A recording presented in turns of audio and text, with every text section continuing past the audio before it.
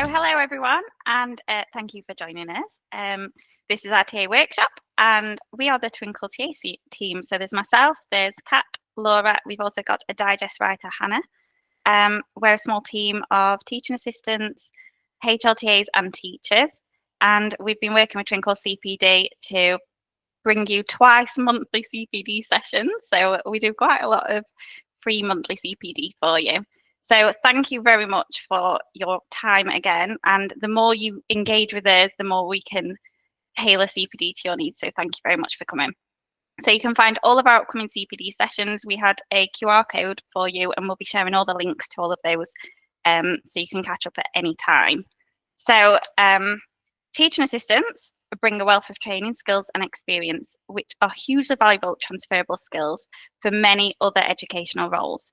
For anyone trying something new, Twinkl can support you no matter where your career in education leads. So this TA workshop aims to highlight the transferable skills and qualities of teaching assistants and share the tailored Twinkl support available for anyone looking to find out more about the diverse career opportunities available in education.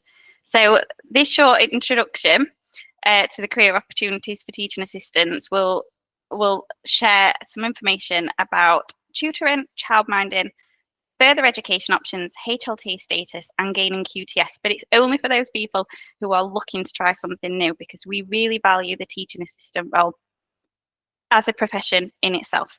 And we really value everything you do as a teaching assistant, LSA or HLTA. So we're going to have the schedule for tonight's event. We've got Susie from Twinkl Tutors team. Then we're going to be joined by Alicia from Twinkl Childminders. And then Adam Chapman is joining us again, who's a senior lecturer in education and the HLTA program manager at the University of Northampton. Laura, our HLTA from the TA team, will also be talking about the HLTA resources that we've got on Twinkl. And finally, we've got Harriet from the Twinkl trainee teachers team, who will be giving you a brief overview of the routes into teaching for anyone who is thinking about gaining QTS. I know not everyone wants to get QTS, but some of us do. So we'll be sharing some of the routes there. So next slide, please. We know this event is targeting teaching assistants, learning support assistants and HLTAs. We're thinking about transitioning to another role, but we wanted to start by just highlighting the invaluable roles of teaching assistants, learning support assistants and HLTAs. So we know that you've got really varied roles, very diverse responsibilities across different educational settings from EYFS to post-16. You provide crucial teaching, learning and pastoral support, and you make a significant impact to your setting, the children, their families and the wider school communities. Schools could not do it without you. So the role is hugely important, and as a team of TAs, HLTAs and teachers ourselves, we recognise firsthand the ever-growing demands that are placed on you. We understand the frustrations around TA pay and the need for a fair salary that matches your growing responsibilities.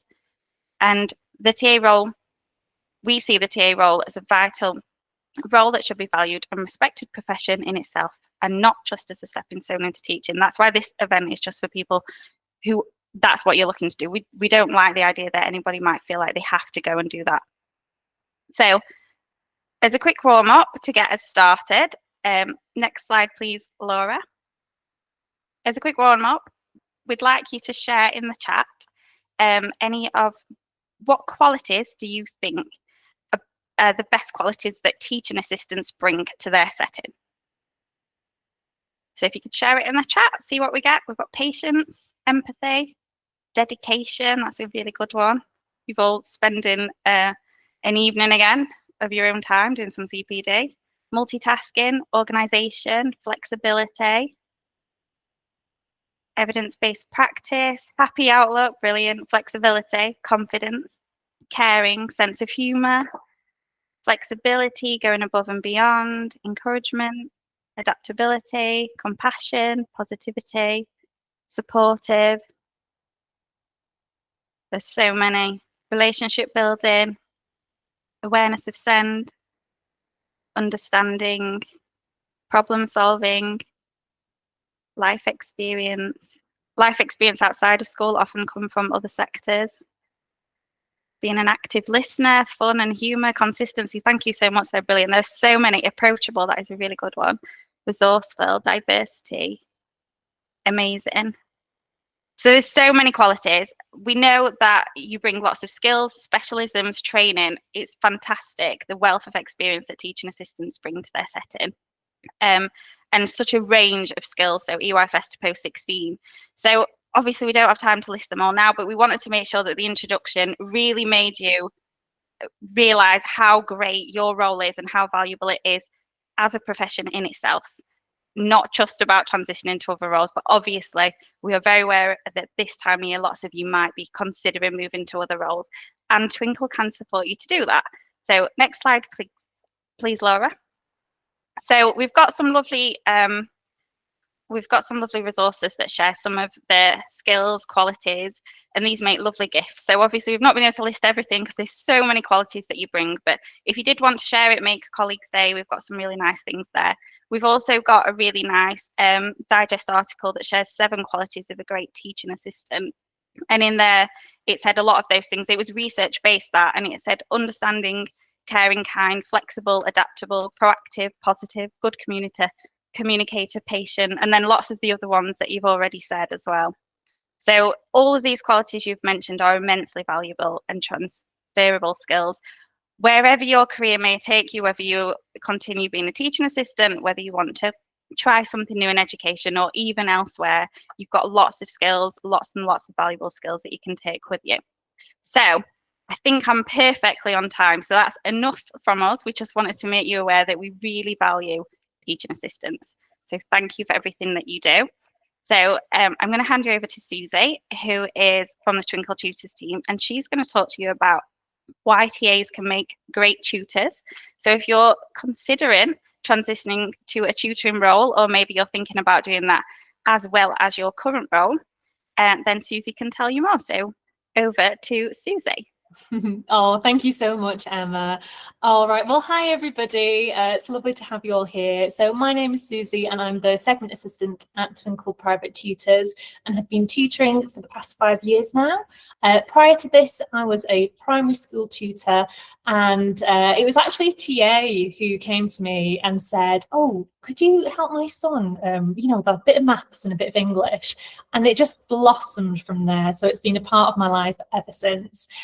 So to begin, some of you might not have even known that Twinkl has its very own dedicated tutor page, and you can find it, and we've signposted throughout, just by putting tutor in the Twinkl search bar, and it'll come up here. Our lovely vibrant orange page will greet you, and inside of that we have all sorts of resources that will help you with tutoring if this is something that you're considering as either a bit of a part-time business or perhaps something as a full-time career role.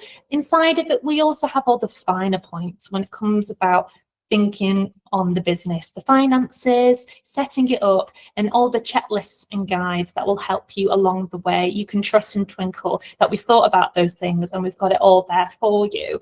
But we also have a lovely community and a lovely podcast, which I'm going to be talking about in a little bit more detail and be sharing some links for that as well, which will go into the realities of tutoring and what it's like, and really kind of digging deep into that in terms of the finances, the creativity, but also what it's like if you do it part-time, what it's like if you have a family, and if you have other responsibilities as well. So if we can go on to the next slide, please. Thank you. So to begin, why would you make an excellent tutor? Well, having worked with lots of lovely TAs, HLTAs and LSAs over the years, the qualities, just like you've listed before, and that Emma got you all to pop in, is just, one marker of what makes an outstanding tutor. But in addition to that, is the kind of rich plethora of experience that you'll have, from working one-to-one, in group work, focus groups. You know how to get on the same level as that student. You know what makes them tick, what's going to help them and make that subject or that question less scary. But equally, depending on what key stage and educational setting that you work in, you might have experience with things like phonics, SATs, GCSEs. Perhaps if you've worked with SEND students or with a SEND co, you'll know about things like EHCPs, perhaps EAL, other elements like children's social and emotional mental health. But equally, perhaps you've worked with some external providers like Salt or CAMS, and it's all these things that really make a fantastic tutor. And it's really important to highlight how many transferable skills that you do have, which again, if you thought about you want to do this part-time, would make a fantastic little side hustle, or even full-time. And I've even just pulled out a lovely quote from the very nice Kat from the Twinkl TA team about how being a teaching assistant is a great asset for being a tutor. And that's what she said on the first episode of our podcast, which is aptly titled How Did I Get Here? And all about the realities from being a TA or being a teacher and then becoming a tutor. But if we hop on to the next slide, please. Oh, thank you so much. So that's what makes you an outstanding tutor. But what do I need? Well, to begin with, I just want to signpost that we've got a wonderful TeachMeet called New to Tutoring, which you can find there if you have a little snoop of the search bar. And that's a really handy one if you just want to dip your toes in the water and see what it's like from the inception of thinking about doing this to all the bits and bobs in between and that path. We've also got an amazing workbook which is about how to launch your business with confidence. And I'm going to go into that in a moment. But first, I wanted to also address some of the common misconceptions around starting up your own tutoring business. So number one, you do not need QTS. Now, this can sometimes be a little bit of a barrier to entry. People sort of think, oh, tutoring, well, that's just for teachers. And usually they think it's just for retired teachers, but that really isn't the case. You get people from all sorts of educational pathways who turn their hand to tutoring. We even have many parents who turn their hands to tutoring. You know, if you've got children of your own, you'll really understand, you know, what it's like, that educational journey. So we do have everybody, and it's a very welcoming community. Secondly, you do not need an accountant. When people hear business and they think taxes and they think finance and they hear HMRC, they might go, oh golly, oh, it's too tough. I'm going to need an accountant. You don't. If you want to research it and get one, that's hunky-dory, but you really don't. Twinkl is here. We've done all the thinking and the legwork for you. We've got our business tools. We've got our checklist. It's got the links that you'll need to start your business with confidence. So we've done that for you. And then you can trust us. We've got it all here. And finally, you do not need to be part of an agency. Now, you're probably already aware of lots of tutoring agencies. You might even have one down your street or in your high street. And for some people, they like that. They do take a little bit of the business side off your hands. And in that sense, you sort of go into these centres. It's a bit like a classroom. You work with some children. They give you the materials to work with, and there you go. You're done and dusted. But for other people, they prefer to have the flexibility and do things on their terms. But again, that's something that you could do a little bit of research on. But we're going to dive deeper into this fantastic workbook that we've got. So if we can hop on to the next slide, please. Thank you very much. So here it is, launching your business with confidence. So inside of this, we've broken it down with each step that you need to consider, from thinking of what your tuition business is going to be called to all the things about HMRC, registering yourself as self-employed, what to do if you want to carry on being a fantastic TA, HLTA or LSA and having part-time employment and doing this alongside of it. We've thought about that for you. So it's all inside. So I do really recommend downloading this. And if we hop on to the next slide, please.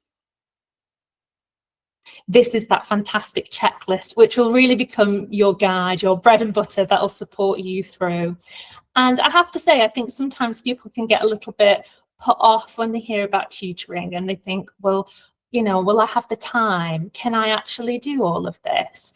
But as I've said before, you've got, number one, the immense experience from your fantastic career in order to become a tutor. All the little elements that come with the business side of things, we've got for you. Inside of this checklist here, it tells you exactly what you need to do. And like with any business, there's I's to dot, there's T's to cross. We've thought that for you already. And I would see it more so as a bit like how you might have a policy folder at your school, which tells you everything under the sun of what to think of. It's a little bit like that. It's there to protect you. It's there to protect your business.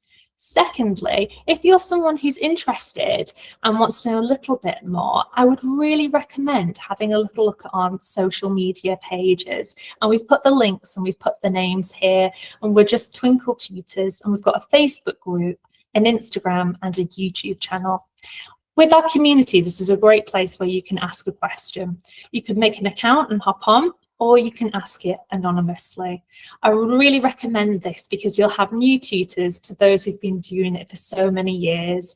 It's not a judgmental place. Everybody's so welcoming and so warm, and we'll be there to answer any of your questions and give you a little bit of advice. And of course, we'll be there too to help you along on your journey. And last note I would say is maybe make yourself a little list of why you'd like to become a tutor, or why you'd like to start this up as a part-time or full-time business. What's going to help you stay motivated and excited about this juncture in your career. Okay, and if we just hop on to the next slide, please. So we've thought about why you make such an outstanding tutor. We've talked about the things that you'll need alongside you, our TeachMeet, our workbook, those checklists. But where are you going to find these students to tutor? Well, we actually have a dedicated Facebook group exactly for this. And we've got the little picture there. It's with the blue Twinkl Private Tutors Find a Tutor. So you'd recognise it when you see it. And that's a really great one to join, because this is where tutors can essentially market and advertise themselves. It's also a really nice way to network with other tutors in your area. Don't think that there could be some like competition with other people. There really isn't. Like educators in general, we want to lift each other up and empower one another. So there's always going to be someone there to help out. But actually finding those students, I've sort of categorized it for you so you can have a little think about it.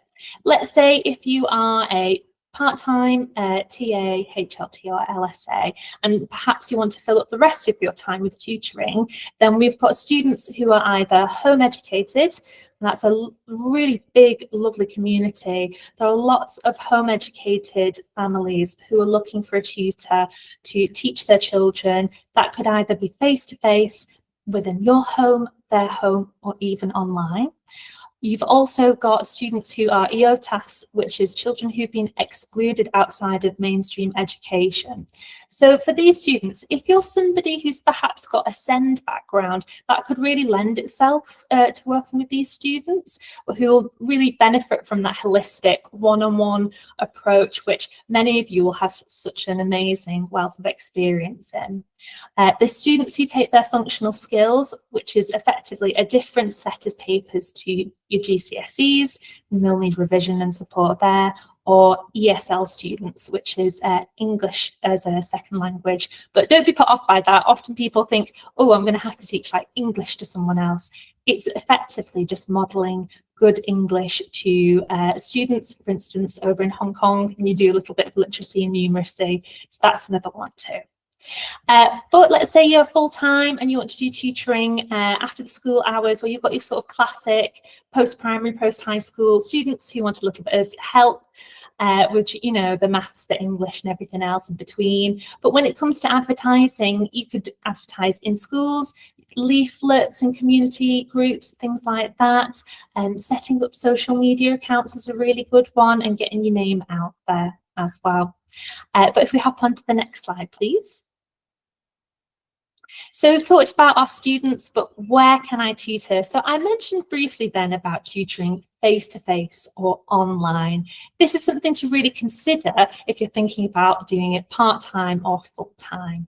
And we've actually got these fantastic little resources here, which if you search in the Twinkl bar, online tutor starter pack or face-to-face starter pack, there are links. There's some more checklists, because who doesn't love a checklist? We've got it all there. We've done all the legwork for you, so it's all nice and neatly laid out for you. But I think this is a really good one to consider, because if you're starting a business and often you want it to be on your terms, you can make it so. You can have students come over to your home. If you don't feel comfortable with that, you can go to theirs.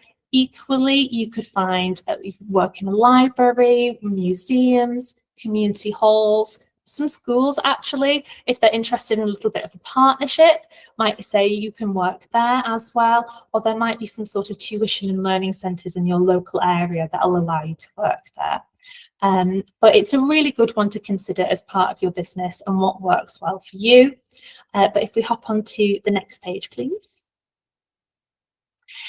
Talking about the support, we've got so many resources, but another one that I really wanted to highlight when you're thinking about a business, such an exciting step, but can also be a bit of a daunting one, is knowing who you can talk to and what's available to you. So at the beginning of this, I talked about a podcast that we do, and it's all about spilling the tea, the realities of tutoring and the business side of it. Alongside this, we have a really lovely, thriving community, both on Facebook, but also on Instagram. We host monthly lives where we talk about the real topics that are important to you. So how to balance being, a business mum or a business dad and your family and doing your tutoring on top of that. We have lots of content that looks at income, managing your income and other ways to support you, whether that's supply, whether that's carrying on with your fantastic career at school. In addition to that, we're really keen to support you in your CPD. So we'll speak to other Twinkl experts a little bit like we're doing today with the lovely TA team, but also other departments like the Twinkl Send team, because we're really keen to make sure that tutors feel empowered. And obviously, if you're joining two lovely areas such as being a TA, a HLTA or LSA with the world of tutoring, that's even better, and we want to empower you as much as we can. So you can find our socials by searching Twinkl Tutors, and we've listed it there. We've got an Instagram, a Facebook, a YouTube, and even a Spotify as well. So if we hop on to our next slide, please. So as my kind of finishing notes on our whistle-stop tour of how to start up a part-time or even a full-time tuition business, there's just a few things that I'd like to leave you with before we move on. So number one, I would really implore you to go and look at our tutor webpage. So if you type tutors into the Twinkl search bar, it'll come up. There's another little picky there for you to see of all the fantastic things we've got. We've got a free membership guide. Got a free tutor taster pack as well, so you can have a look through that at your leisure. Make sure that you have a look at our new to tutoring TeachMeet. I would have that alongside the Launch Your Business with Confidence business tools work pack and checklist. Have a look through, maybe make that list. Why do you want to have this in your life right now? Whether it's the income, whether it's because you've got such a passion and vocation for tutoring, make a little list. Have a nosy at our socials, join, come say hello. You can drop us a message and say you met us at the TeachMeet here today, and we'll help you along on your journey. And lastly, make sure to have another little nosy at our podcast, the first episode, which has the lovely Kat, where we talk about those experiences of being an educator, whether that's a TA, a HLTA or an LSA, and how people have found their way into the lovely world of tutoring. And I think that is my whistle-stop tour of tutors there. I noticed there were lots of lovely links that went into the chat. And if anyone has any other little questions as well, make sure that you head over to our socials and you can come say hello and you can ask us. But coming up next, we've got the wonderful Alicia, who's going to be talking all about childminders, and she's also going to be talking about business tools. So I will hand you over to Alicia. Thanks, Susie. So hi everyone, my name is Alicia and I'm the Twinkl Childminder Segment Manager, and today I'm really excited to be able to talk to you about the wonderful world of childminding. Now, I suppose there's a bit of a disclaimer here in that I was a TA, HLTA, an LSA. I've done all the roles within school, so I completely understand those of you who are perhaps here this evening and are hugely dedicated but maybe are looking for an alternative route, or maybe a route that's going to support your role within school as well. And childminding might not be an option that you've considered in the past, partly because I think people assume it's only full-time and that you wouldn't be able to do it alongside your role, but I suppose I'm here as a mythbuster really in terms of how this can work alongside your role.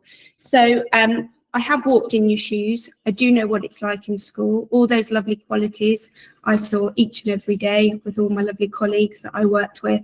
And I also understand the pain points as well. So those things haven't changed in the time that I've been in schools.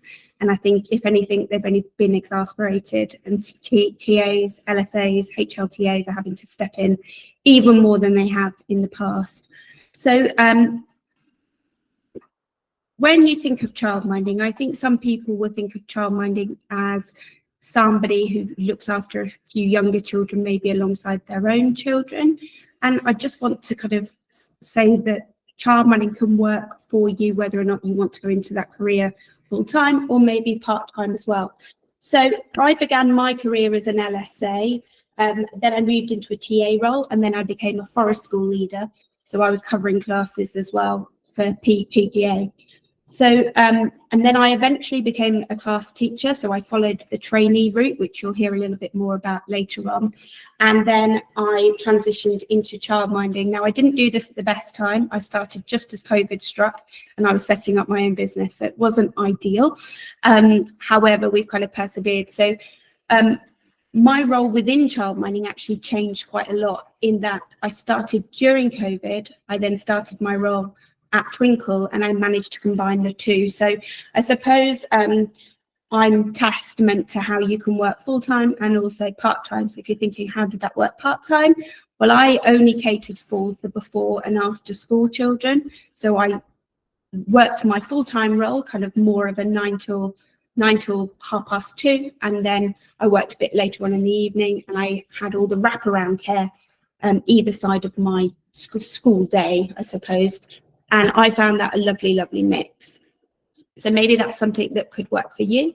It might also work for you in terms of, you might be able to pick it up in holiday care. So you might only offer support or care throughout the 6-week holiday, or when it's the Easter holidays, for example, when you've got a little bit longer. So a childminder is an individual who is self-employed. So there's often confusion between a childminder and a nanny.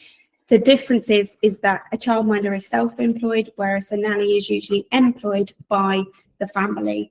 And you're registered to provide childcare for at least 2 hours a day. You don't have to register if you're offering care for less than that.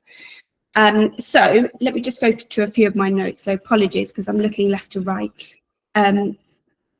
Childminders often make outstanding teaching assistants often make outstanding childminders because of all the lovely reasons that Emma listed and you kind of contributed to.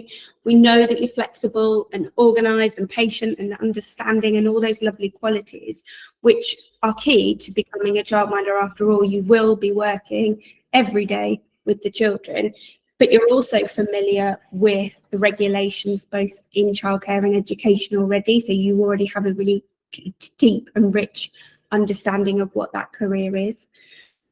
So as I mentioned, I worked in a kind of hybrid role for quite a while, and I can see how that would work brilliantly while you're also working in school. We know that a school is pressured, the hours that you're working are pressured, but if you feel that you could manage a before and after school club, or maybe you've already work in a before and after school club, and actually you're thinking, I could transfer this and make a business out of it myself, maybe that's an avenue too. So it could really complement your TA role in the same ways as a tutor can, but it also could be the extra income or a new career path. So I suppose we could do a few questions in the chat, or we could just post in there if whether or not you've ever considered childminding before, or if there's anything that's ever held you back.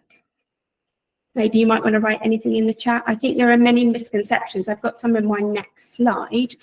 If you wouldn't mind moving on for me, please, Laura.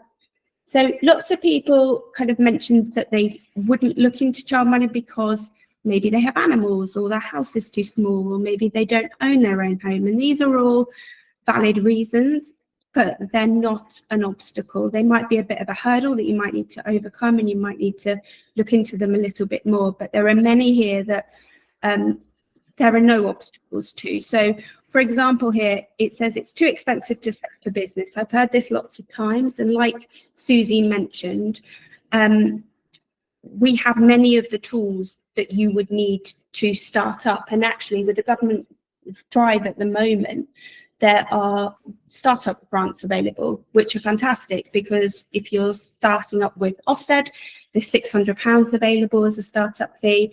If you are registering with a childminding agency, which we will talk about in a moment, that's £1,200. So it's a considerable chunk just to be started. You also have a lot of people that say, but I won't earn enough as a childminder. This is particularly interesting if you are looking at it as a second income, if this can work around your role. Equally, and I'm quite frank about this, I was a class teacher and I earned more as a childminder than I did as a class teacher working full time. So the misconception there that it is poorly paid, you do have to run a tight ship, but it is doable and you can earn a very good living from it. Lots of people have questions around their own home, about whether or not it's too small, or the fact that they don't own their own home, or they don't have their own garden.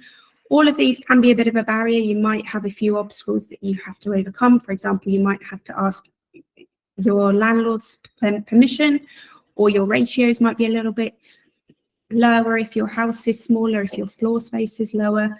And if you don't have your own garden, that's absolutely fine. Many childminders work in high-rise flats. That's absolutely fine, as long as the children have access to outdoors areas. So if you are taking those children out every single day, whether that's to the park or they have that freedom, it's absolutely fine. That shouldn't be a barrier. So I think there are, would I need to make changes to your home? Well, I thought that as well, to be honest. My son was a lot older. My son was a teenager when I started childminding. I wish I'd have started it earlier. And I thought, oh no, I'm going to have to baby-proof everything again. And, I've kind of got over that stage of our lives. But actually, it wasn't like that at all. And it was just in the same way many people might have stair gates and things like that. I actually didn't as a childminder. I chose not to. The children were aware they weren't allowed up the stairs, and that was just the way the rules were in our setting. But it depends on what your home is like initially. Obviously, you might need to make some changes. One of the changes that I made actually was a huge positive, in that it made me look at my setting in a slightly different way. It made me look at my home, in a slightly different way. So you can tell I'm institutionalized, calling everything a setting. You might want to look at it in terms of your floor space. My home isn't huge. However, when I looked, I thought, actually, I don't need all this extra furniture, or, the toy box in the corner is just, it's clutter, it's not needed. You're then able to look at your floor space in a different way, and you're able to actually increase your ratios. So sometimes actually being able to reflect on what your setting looks like can be a benefit as well. Another question there: considered many times but worry about the amount of paperwork needed, Ofsted and costs. All of these are really common kind of concerns, I suppose, about starting up as a childminder. The paperwork side, a bit like Susie's mentioned, we do have a business tools product which has all the paperwork you will ever need.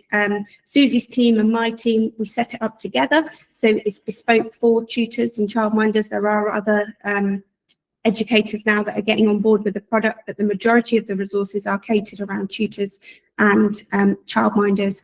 So we've already thought of all the paperwork for you, all the policies, all the contracts, everything is already there.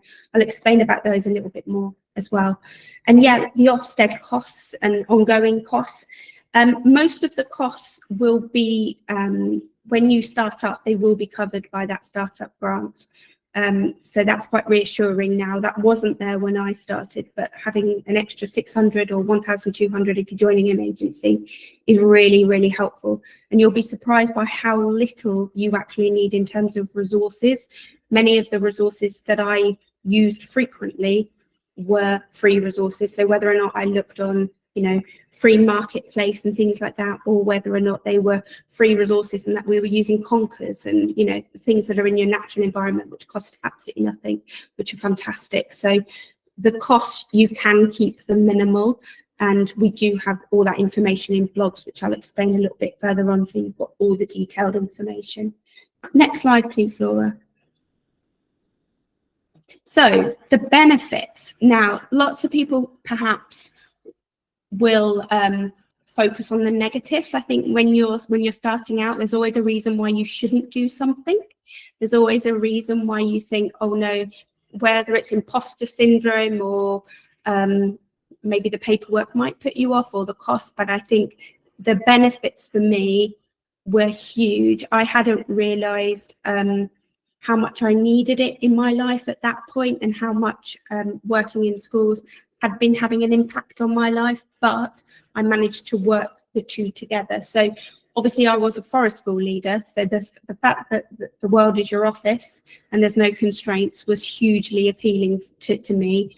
Unlike many other settings, you are free to do whatever you want on whatever day. So if you fancy going to the park or the beach, or you want to go to a National Trust site, or wherever you want to go that day with the children, there is nothing stopping you as long as you've made the adequate risk assessments. And that's a really strange concept to get your head around, I think, initially, because you're so used to everything being, have we got permissions? Have we done that? You know, has everything been risk assessed? The risk assessed doesn't even have to be written down. It can just be that you've, while you're there in that place, that you're looking at various risks, I suppose. And one of the other benefits is if you have your own children. And as I mentioned, I wish I'd started this earlier. I wish I'd started my business when my son was little. I missed out on a lot without realizing, I suppose. But being able to have your own children with you while you're earning at the same time is quite a unique premise, especially the prices of kind of childcare at the moment. And no 2 days are the same. And I can't reiterate that enough more as a childminder. Whether you've got a group of after school children and they come back with you and they're explaining to you about their day and they want to, you know, explore an avenue of their interests, it can be a really fabulous and enriching kind of environment when the children are really able to dig deep into what they want to do without it being forced. And the flexibility to choose your own working days. As I said, I worked kind of in a hybrid role, so I worked more in a traditional role for a while, but I was a full-time childminder as well. And lots of people now might only work 3 or 4 days and have maybe the Friday off, which works really well for them. And you are free to set your own fees, your own working hours. So if you want to do slightly longer days, it's absolutely fine. You might want to do less of them. And fundamentally, you're your own boss. You're free to do what it is that you want to do and how you run your business. So that can be great. It might be that if you are running it within the school holidays, it might be that 1 year you don't want to, and that's absolutely fine. You're not committed. As long as parents are given enough notice, that's absolutely fine. So I think the flexibility that you can pick it up whenever you like can be a huge bonus, especially when it's a period of adding extra income. Can you do next slide for me, please, Laura? Thank you. So I've mentioned a couple of the reasons why now is a really good time to become a childminder. So I've mentioned already the startup grants. With the funding expansion that's been happening more recently that you might have seen in the press, there's been a huge increase in demand. People's waiting lists are, you know, they're really, really long at the moment. So it's a crucial time because there's already a ready-made market for you. The reduction in the paperwork with the introduction of the 2021 EYFS had a huge impact on childminders as well. Paperwork has become less of a focus. Those of you who work in EYFS within schools will know that as well. Post-COVID, the government has also introduced lots of free support as well. So the DFE, early years child development training and stronger practice hubs have been hugely enriching for childminders. And there's also greater flexibility, and then there may even be more flexibility with how and when you register to become a childminder. At present, you can register with Ofsted directly, or you can register with a childminding agency. And all that fundamentally means is that, one, you will be, what is the word I'm looking for? You will be inspected, sorry, it's been a long day. You will be inspected by Ofsted directly, or you will be inspected by your childminding agency. So you will still receive inspections. But at the moment, they're looking at ways of how they can make childminding even more flexible. So you might not even want to register, you might not even want to childmind from your own home all of the time. At present, you can childmind 50% of your time elsewhere. That might be in a local hall, that might be in a community centre, that might even be from your own school. If they've got issues with wraparound care, it might be a really good opportunity, especially if you've already got those relationships with the staff and with the parents. Might be a really great time. They are looking to increase that as well, I believe. We do have a new to childminding hub, which I've linked to on these slides, and I know that you will receive these slides at a later date, which will be fantastic. But all the links for everything I've mentioned are all on these slides as well. But our new to childminding hub is a great starting point, even if you've just got some questions or you just want to look a little bit more about what is needed to set up, what is the statutory paperwork and things like that. Everything you'll need is in that one little hub. Can you move on, please, Laura? Thank you. So in order to register, there is a slightly longer list. I've tried to streamline it because most of it, TAs, HLTAs, LSAs, will probably already have. You will need an enhanced TEBS check. You will need a 12-hour paediatric first aid training if you're thinking of registering. You will need relevant safeguarding and child protection qualifications. But please don't worry, a really good starting point for any of these is your local authority. They are often putting these courses on exclusively for childminders and quite regularly at the moment as well. And you may also need some relevant training to help you to deliver the EYFS if you are registering as an EYFS childminder.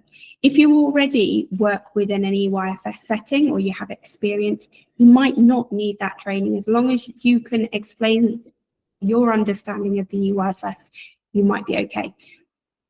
I didn't have to complete the EYFS part of the training because I was able to explain my experience, so maybe you will be able to do the same too. You will need a health declaration from your GP though. So as I've mentioned, you will need registration either through Ofsted or a childminding agency, and you can find out all about the pre-registration visit and how to prepare and how to get ready. We've got loads of resources to help you with that, including kind of safeguarding questions as well, which will really help you to rehearse. I always find that's an easier thing. I grab the other half in and he has to quick fire questions at me. So yeah, I find those really, really helpful.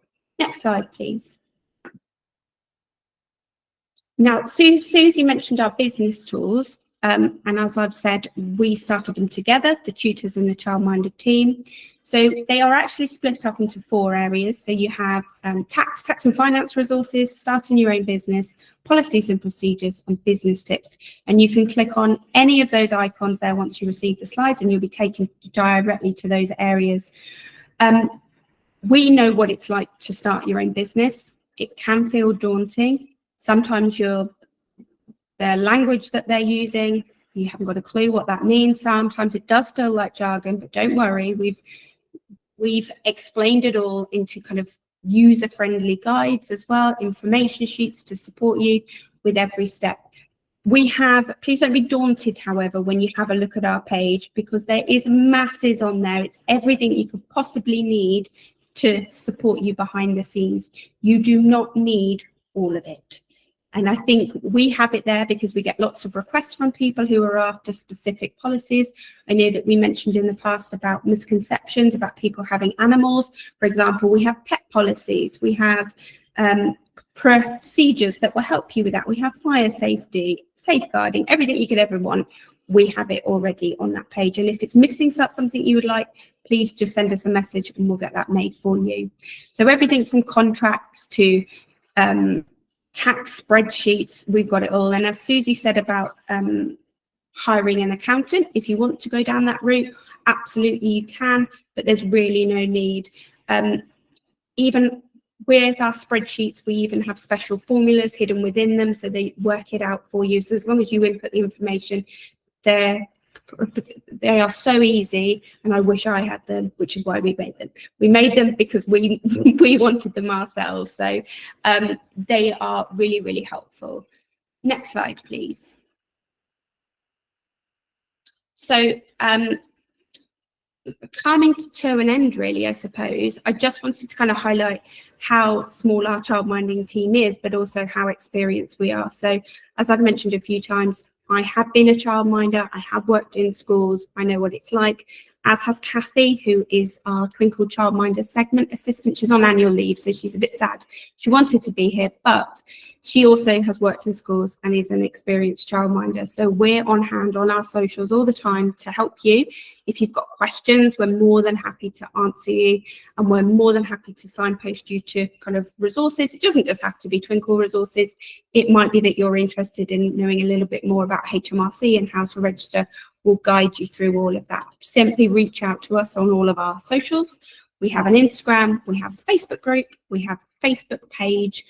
And I just thought it would be quite handy there just to have a look at some of our free resources. So I've also linked on the slides to a nice little category with lots of lovely freebies, including our Starting Your Own Childminder Business checklist, which, like Susie's, for tutoring is a really, really handy step-by-step guide of what you need to do, where you need to go in order to register or to find out more about Ofsted or agencies and the differences between the two, all the little intricacies that you might ever really need if you're thinking of that. Now, I know that I've spoken a lot, so I apologise.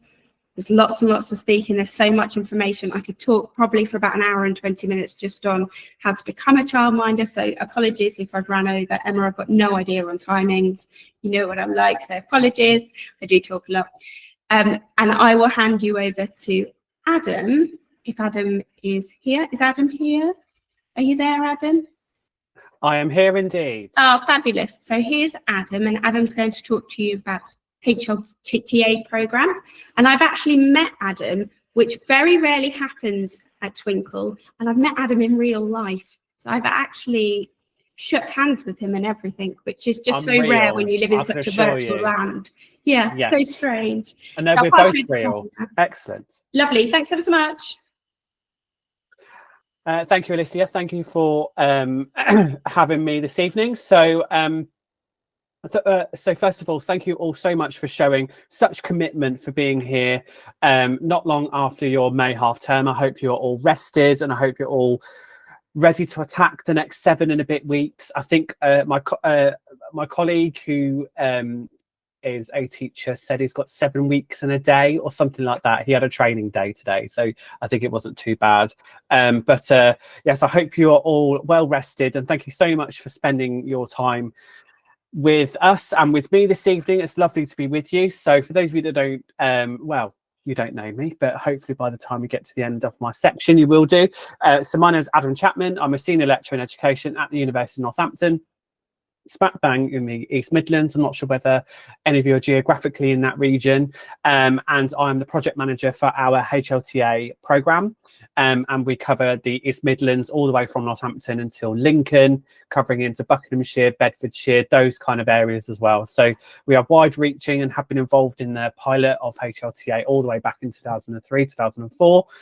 And kind of what I wanted to do this evening is to give you an idea about my background, but also not really spending too much time on that because this is more about you rather than me. But I really wanted to give you this opportunity to look at what routes you're looking for in terms of progression, whether that is HLTA, whether that's a work-based degree, whether that's looking into teaching routes, but maybe looking into work-based programs where it could allow you to go into a graduate role, whether that's in routes outside of teaching, and there's kind of a plethora of that, I suppose.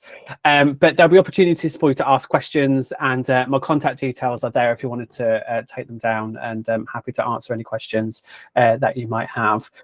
So just to give you a bit of a background about where I've come from. So I've always, when I was younger, no one would ever tell me I wasn't going to become a teacher. And I did my GCSEs, and just 3 months before my GCSEs, I was born hard of hearing, so I was delayed quite significantly. I didn't really learn how to talk properly until I was 5, and my teachers were amazing at primary school, and I really wanted to be one of them, and I was obsessed with it for the longest time.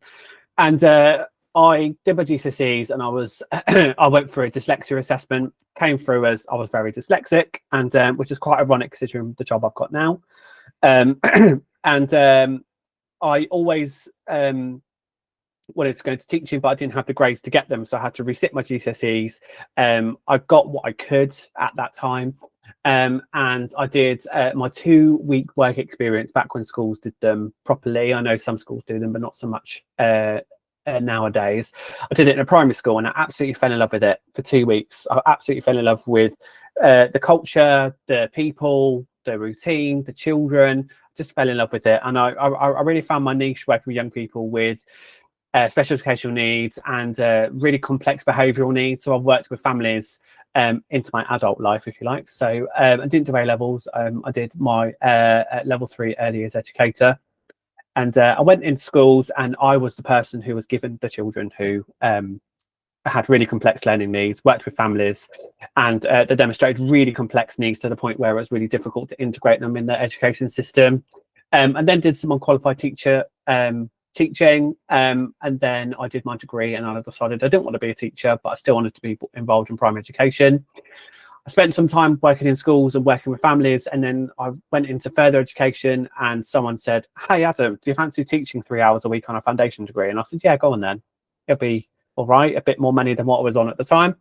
And anyway, the person who was the program lead left. I then was the course lead, and then I was responsible for about 4 foundation degrees.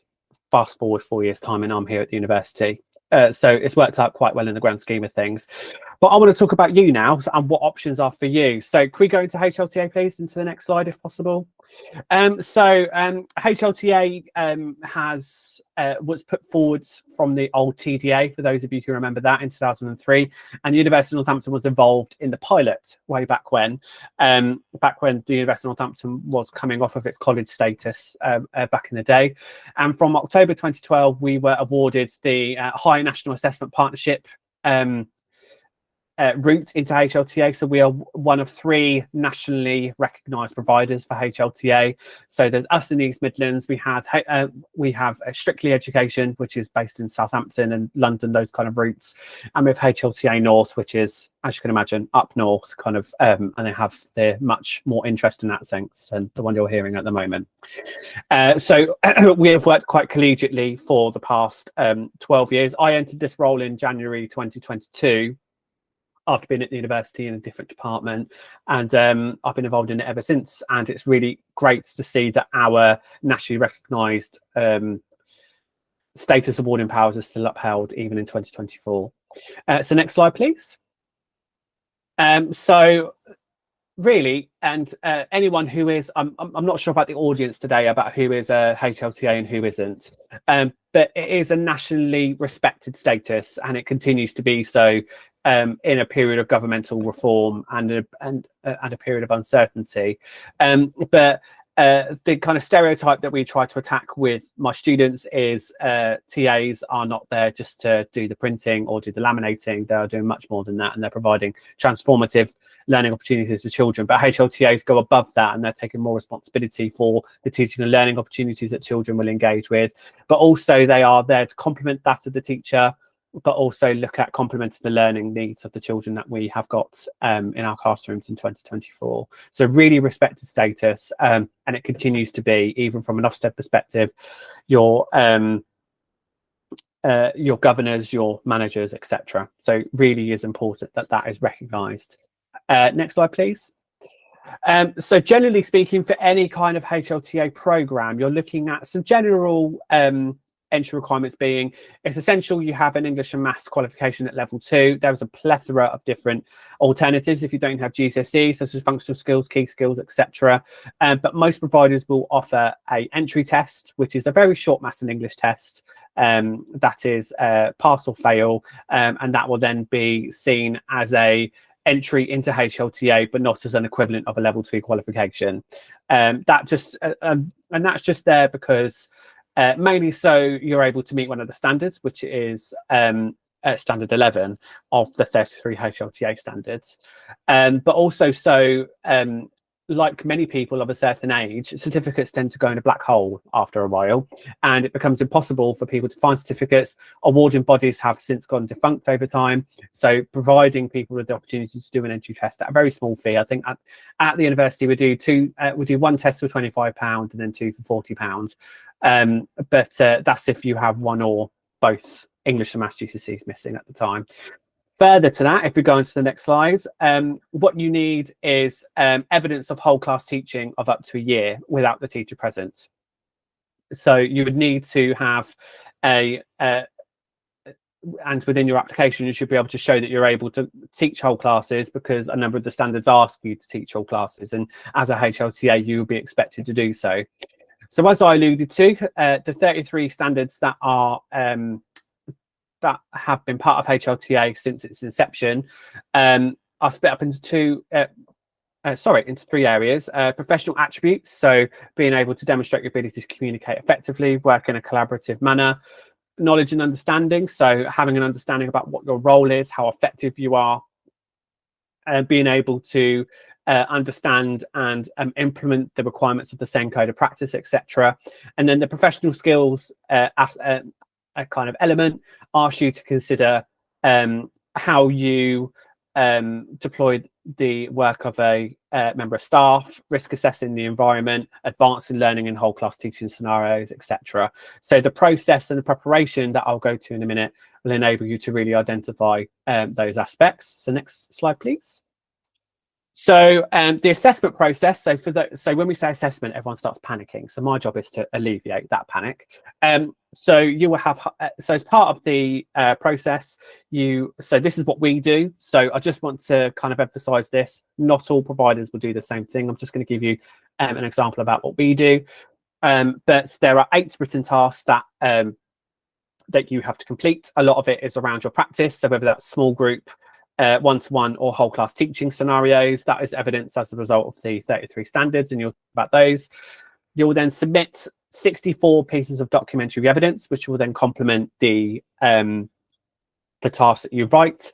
That will then get submitted to your assessor, and then your assessor will scrutinise your tasks. So scrutinise, again, not being a particularly pleasant word, but we have to be rigorous in the way that we do things as a nationally recognised partner, and you will be assessed based on your what you submit, and that usually takes up to a day, up to half a day, and it has to be done on the same day. And we will involve your teacher, so that will be someone you work with directly, your head teacher, or someone that they ask to represent you in that scenario, because we understand head teachers, particularly for those of you working in maths, are very, very busy people. So we recognise the fact that there needs to be a representative there.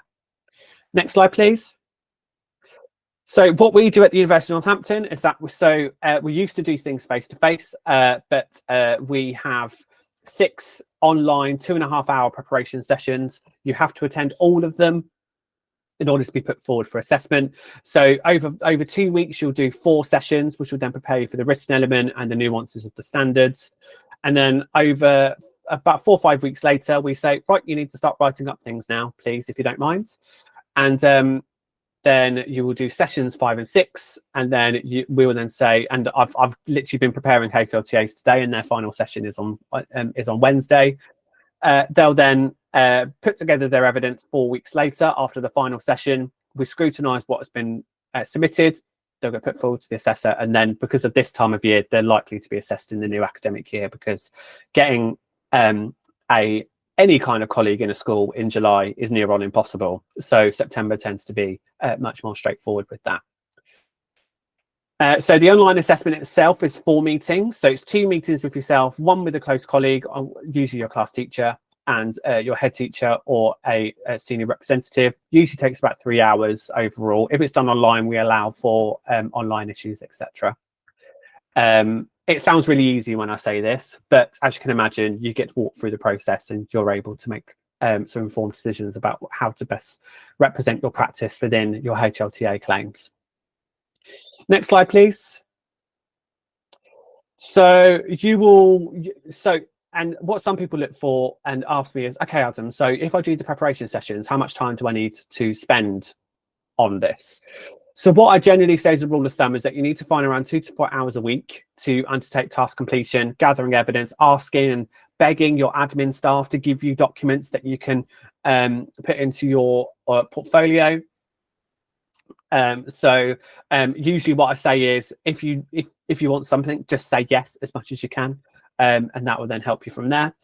So just to give you a bit of a timeline, it's roughly 6 months by the time you start. And then once you go for assessment and once you're moderated, because I go for the moderation, so once it's submitted, your tasks are then moderated as part of what you submit. And then we put you forward for HLTA status after that. So for example, our January cohort, they usually get assessed in June, July. Once moderation is completed, you should receive your HLTA status by the end of the summer. So it's roughly 6 months. So you should be employed in your school, and your school should be supportive of you undertaking HLTA status. So your head should be providing you with a positive reference about them complementing your ability to do the course, and they fully support you, because obviously you're going to need time out to do the course, to do it, to fulfill its requirements. There is a bit of hesitancy around the kind of precarious employment situation that some people find themselves in. So if you're on a semi-permanent contract or if you're maternity cover, so that's just worth having that discussion with us as a provider, but also with your school about whether that's the best step for you if you do find yourself in that position. Next slide.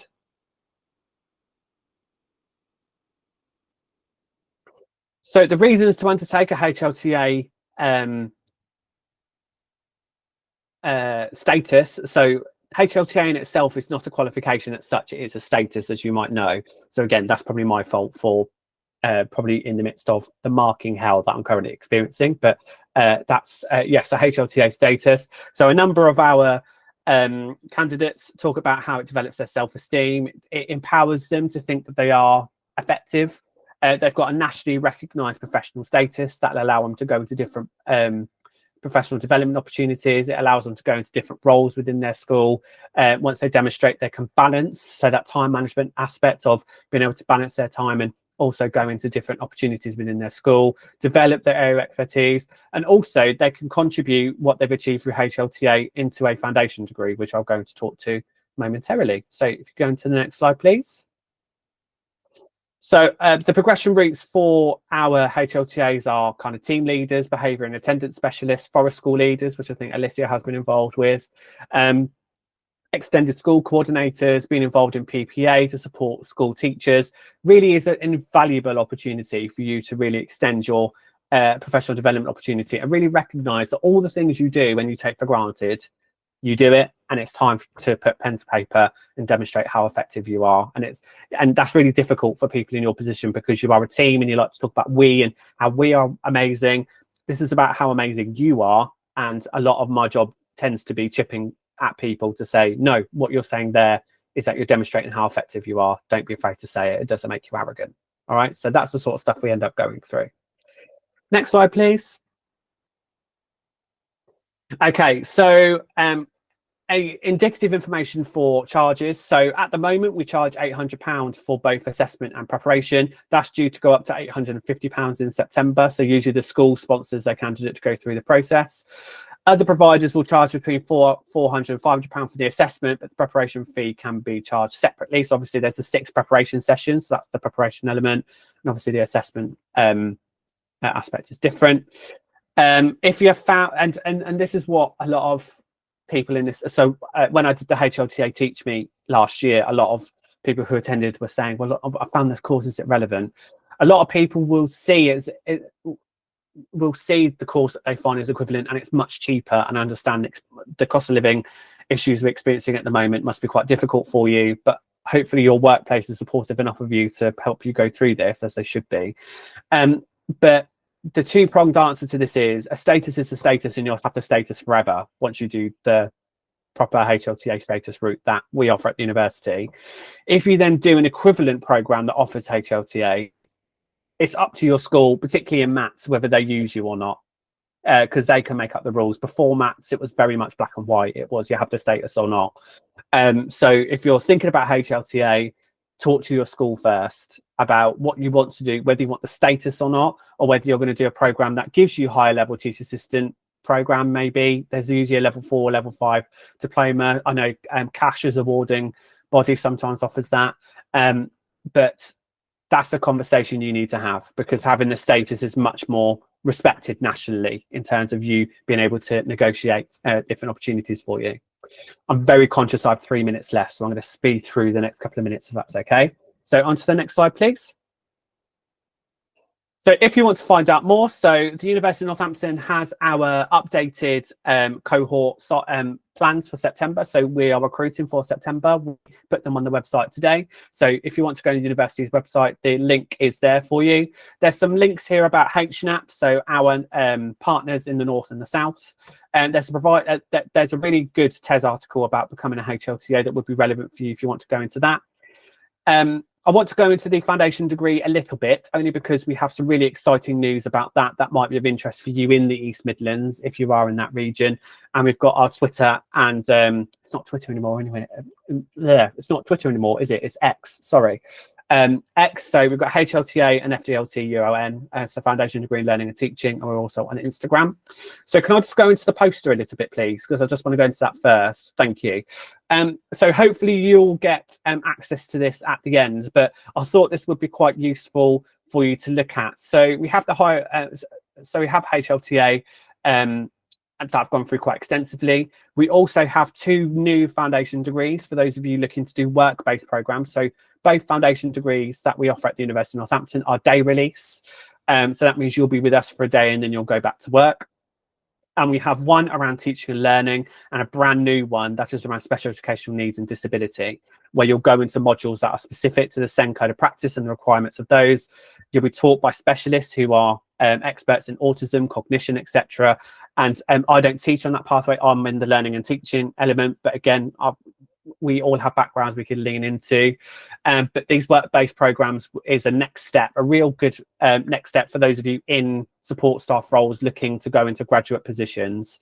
After that, you can go into the BA top-up, which is an additional year, again, day release. And for those of you who have a degree and have got extensive experience in schools and teaching, the assessment only route for QTS is also something we also offer at the university, and the information is there on the website if you want to look into that, because there's so many different routes into teaching now that there is an overwhelming amount of that. And we're also offering HLTA workshops at the University of Northampton. We've got our first lot of workshops on Thursday of this week. So we're doing 2 workshops on the use of assessment and effective use of technology in the classroom. I'm going to be leading that on Thursday. And we're going to be making them concurrent across the whole academic year. So ones around inclusion, behaviour, restorative practices, etc. So if you have any thoughts or any queries around that, I'm more than happy to help you out. Have I got anything else? Because I'm very conscious of time. I think that's everything.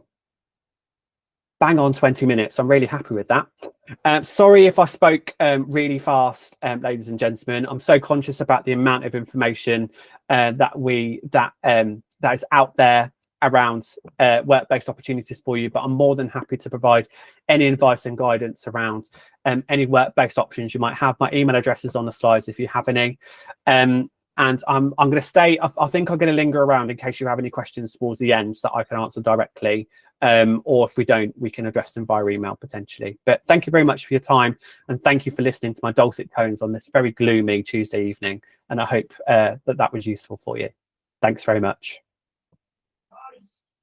Thank you so much, Adam, for that. Hi, everybody. Thank you for sticking around. I'm Laura from the Twinkl TA team, and I'm going to be really, really quick because I'm really conscious of time, so I'm going to be super, super speedy. But I was a TA, just a little bit of background about me. I was a TA for about 3 or 4 years, and like Adam was just saying, I wanted to sort of make that leap. I was enjoying teaching the class a little bit more when the teacher wasn't there, and you know, like many of you here, you know, you might have a lot of colleagues that are saying, oh, you need to go for it. Like, you'll be a really brilliant HLTA, like, do it, do it, do it. And I thought, oh, do you know what? Let's just go for it.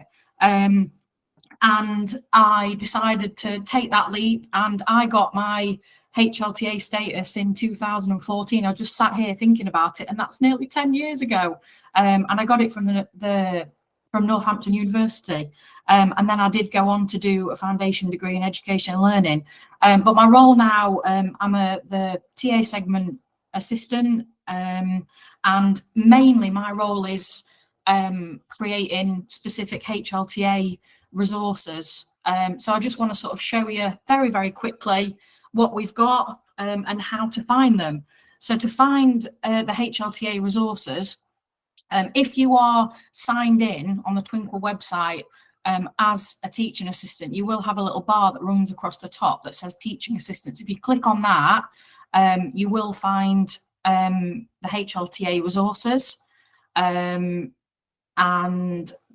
then you will also find a little button that you can click on that says become a HLTA standards and training. And at the moment we have about 40 resources on there. And we have a full collection of how to evidence each standard. And they're not, they're not specifically you need to do this. They are just little pockets of inspiration just to sort of help you evidence each one. And there's loads and loads of ideas on there that we've popped on. And then, being very, very quick, we also have an expanding range of resources, not just to help you gain your HLTA status, but we've also got some for beyond that.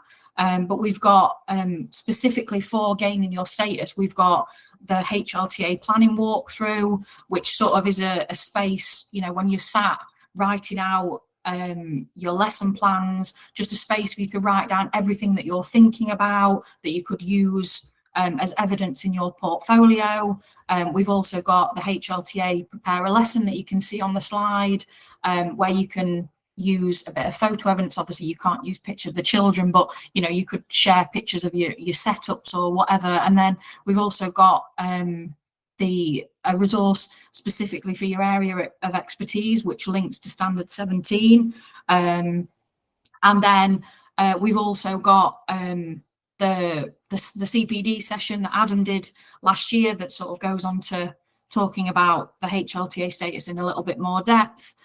We've also got a lovely lady called Miana got in touch with me, and she shares her journey in this blog about how she got the HLTA status, and talks about it really in depth about what she had to do.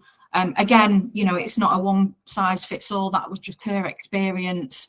And then we've also got loads and loads of resources and the whole of the Twinkl website to support you when you are in your HLTA role. The little picture at the top, that is part of the Dash and Go set of resources that we've got that have been specifically created for any of you that as a HLTA that would have the responsibility of covering classes at the last minute. And that was just a little setup, you know, when you're going into the classroom and you're like, oh, I need to just get a little bit organized here. So there's loads and loads of resources on the site. And we've also got the Twinkl HLTA Facebook group. That's a really, really lovely small community of HLTAs that you can join. But we will have these slides up online, and we've also got, you'll see the link in the chat to the blog that shares all the links and all the information that you can have a look at now. And I'm going to hand over to Harriet from the Twinkl Trainee Teachers team. There we go. Hello. Thank you so much. Really quickly, I'm sorry. Yeah. I was sorry, I didn't know if you had anything else to add there. Thank you so much for allowing me to be here today to present this information. It's been so interesting listening to everyone else's contributions so far. So I'm going to be talking about routes into teaching and gaining QTS. So I'll just tell you a little bit about myself first. So my name is Harriet and I'm from the Trainee Teachers and ECT team.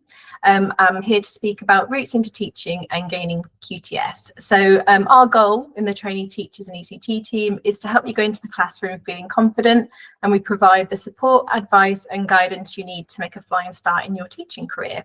So I'm a qualified teacher, so I've personally been through the training process and will hopefully be able to share some of the personal experiences, my personal experiences and insights with you today. I've added a little link there to our landing page with all of our resources, or alternatively, you can just search for trainee teachers in the main Twinkl, on the main Twinkl website. Next slide, please. So I think before I go into the reasons why you might want to consider a career in teaching, it's important to say, and I know Emma mentioned earlier as well, like being a TA is a career in its own right, and you shouldn't feel any pressure to want to, to need to go on to study to be a teacher. This is something that if it feels right to you, then we can provide this information, but please don't feel like it's a natural progression, because being a TA is, like I said, it's a career in its own right. So okay, so reasons why you might want to consider a career in teaching is to further develop theoretical knowledge, explore your pedagogical beliefs, job security, to build on existing skills, enhance collaboration with other professionals and people that are working in schools, mentoring opportunities. So it might be that you can mentor, in the future, mentor trainee teachers yourself, increased freedom and ownership, so over lessons, classrooms, curriculums, pay and benefits as well. So if you just move on to the next one, please. Fantastic. So I've just added a few reasons why TAs make outstanding teachers. Obviously, you have so much extensive classroom experience. You're skilled in creating strong pupil connections. You've got fantastic subject knowledge. You understand school systems, policies. You're used to all of that. You're experienced at working with parents. You understand and use teaching strategies already, and you have a solid understanding of safeguarding. So that's, all that together really puts you at an advantage. Next slide, please. So this is the real meaty bit of my presentation, and there is a lot of information, and I know you've had to listen for a long time, but this will all be on the slides after, so you can come back to it. But basically, I'm going to be talking about different routes into teaching. So teaching, the training itself will be a mixture of practical experience alongside your academic study. So there are multiple ways to become a teacher. Some paths require a degree while others don't, and teaching positions can be salaried or not. So I've added two resources here. The first one is a digest article, and that just goes through all the different routes into teaching with more details. And the second, the one on the left here, is sort of like a graph guide where you can follow, like if you've got a degree or not, and then it shows you all the different paths and provides more information as well. So do check those out after. Next slide, please. So these are the undergraduate routes here. So you've got your traditional teacher training. So if you don't already have a degree, then an undergraduate route into teaching may be for you. So these are courses that typically last around 3 or 4 years and provide you with QTS alongside a Bachelor of Education degree at the end. Or we've got the new teaching degree apprenticeship. So that's launching this autumn. And we have covered it in a few different ways. So if you click on the link here, the title, there is a YouTube video that our segment created, and that just goes into a little bit more detail. And also the TA segment have also created a lovely digest article there that goes into lots of detail about it. But it seems to be created specifically targeting teaching assistants who want to further their career.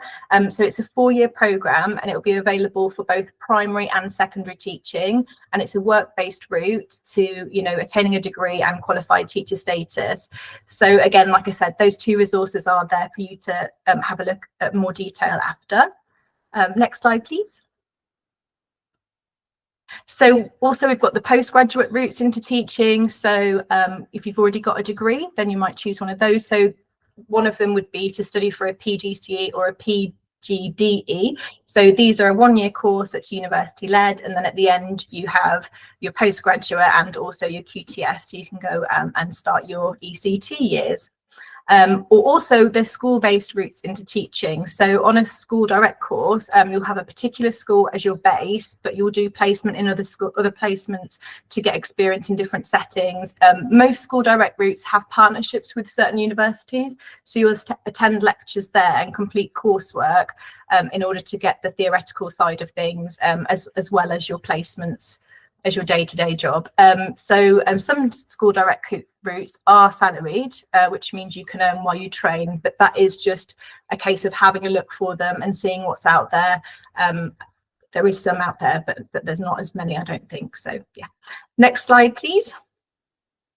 Okay, so I also wanted to cover the assessment only route because I understand a lot of you have so much experience. So I did have a little look at the government website for the most up-to-date information on this. So if you have a degree and teaching experience but don't have QTS, then the assessment only route allows you to skip training and just prove your skills through assessments, like lesson observations and portfolio reviews. So this path takes around 12 weeks, and to be eligible, you need to show that you meet the teacher standards without any more training. You need to have worked in 2 or more schools, a degree, GCSEs at grade 4, so that's a C or above in English and maths, and if you want to teach primary, it will be, you need it in science too. But specific entry criteria may vary depending on the training provider, so you need to contact them and ask before you apply. And then I've just added a little bit in here about teaching assistants. So your classroom experience is really valuable. While this was, like I said again from the government website, while most TAs won't qualify directly, if you've independently led classes for at least 2 years, you might be eligible. So it's definitely worth taking a look if you're interested. So yeah, discuss your experience with the provider to see if the assessment only route is a good fit for you. So in my case, you know, whenever I've worked with universities before, they're more than happy to answer any questions you have. So, you know, do have a look around and see if you think it would be something that you might be eligible for. So if we go to the next slide, please. Thank you. So I've put together just a few steps here. So if you've listened to all that information, or it's something that you think you want to do, start your teacher training, then this is where I'd start. This is the kind of things I'd do first. So the first thing I would do is to look into training, look into funding, and all of these icons have links attached. So if you click on the picture there, that will take you to a funding page, which explains in a bit more detail all the funding that's available for when you're doing your teacher training. The second thing I would do is to search for the right course. So I've added 2 different links here, depending if you are an undergraduate or if it be a postgraduate you were looking for. So the postgraduate search will include all of the school direct programs as well. So you can have a look at that through this one, through the Gov link there. The third thing I would do is have a look at our teacher training applications. There's a full guide there for you to have a look at on that link. And then number 4, you know, when you've applied and hopefully you've got your position, then you can, this is all about beginning your teacher training. So getting organised, what to do first, what to do on the run up to starting. And then the 5th thing I would do is to download our teacher starter kit, and that's got we've just updated it actually. It's got so much information in there about scaffolding, planning, all sorts of things in there. So that'd be really helpful.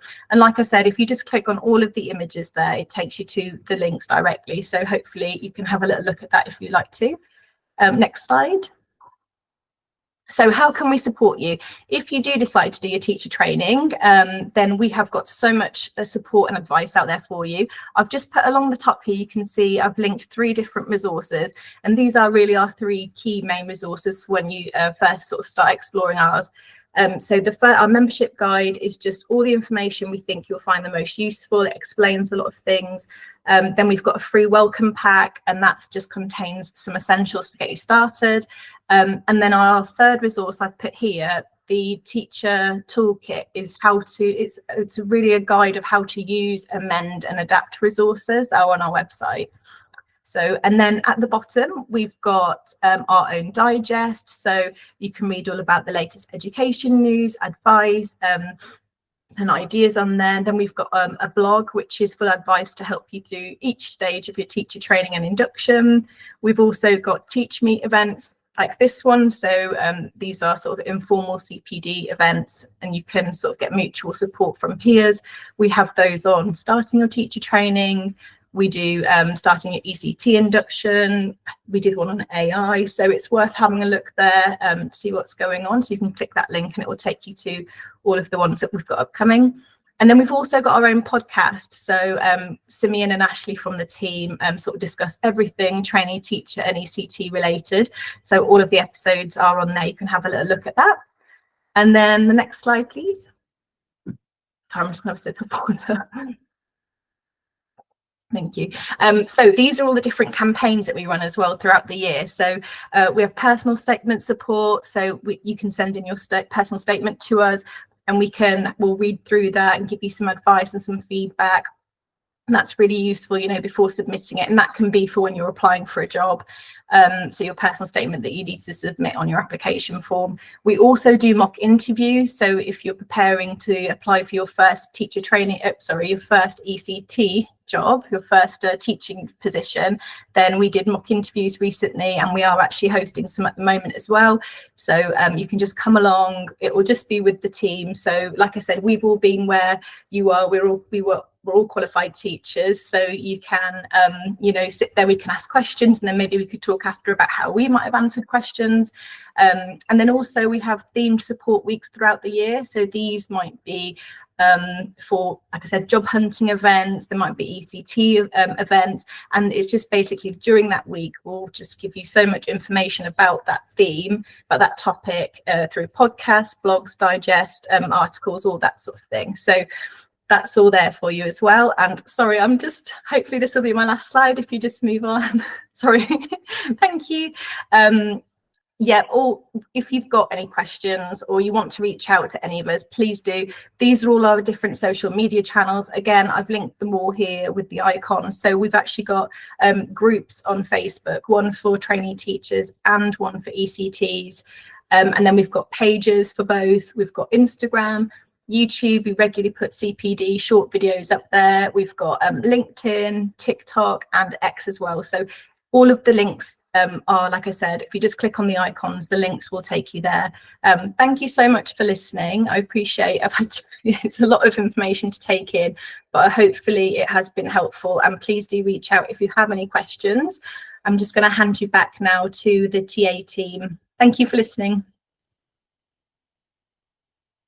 Thank you so much to everyone that has presented. We had so many amazing people from Twinkl and beyond, and I hope it's really proven to you how much support we've got on Twinkl, and I think really opened up a variety of career opportunities for you that you can do alongside your role, or you can do instead of your current role. So we get the question a lot in our teaching assistant communities. People are always asking, you know, what else can I do with my skills as a teaching assistant? And that's why we put this event together, because we really wanted to show you that Twinkl can support you wherever your career takes you. So we support all educators. So obviously we want teaching assistants to feel supported in their own role. We want them to have a pay that reflects the responsibilities that they take out. But we are aware that people are always wanting to transition into other roles and take on other things around their role as well. So there's plenty of support available to you. We'll be sharing these slides with you. We'll be adding them to site. There'll also be a video recording, and we've got a blog write-up with all the links. So don't worry if you've missed anything. It will all be there for you, and you can pick it up whenever suits you. We've also got all the links to everyone's social media, so you can get in touch with any of the different teams in Twinkl to gather more expertise for whichever area you were interested in. I know that Louise has put the link in for the feedback form, so you can add any questions in there. Also, just please share any other questions that you might have. We've overrun a little bit, so we won't have time to go through all the questions now, but we will try and collate all of the questions and get back to you with anything that you want, any more information about anything that we've covered in this session. So we just wanted to finish by saying thank you so much. You do an amazing job in your current role, and you've got so many transferable skills that you can take elsewhere, and we are here to support you every step of the way, wherever you decide to go in education. So thank you very much to everyone. Please add any more questions. I don't know if anybody does want to stick around at all, but if anyone wants to stick around, we can answer some questions now, or we will just collate them and answer them at a later date. So thank you very much to everyone who joined us today and everyone who presented.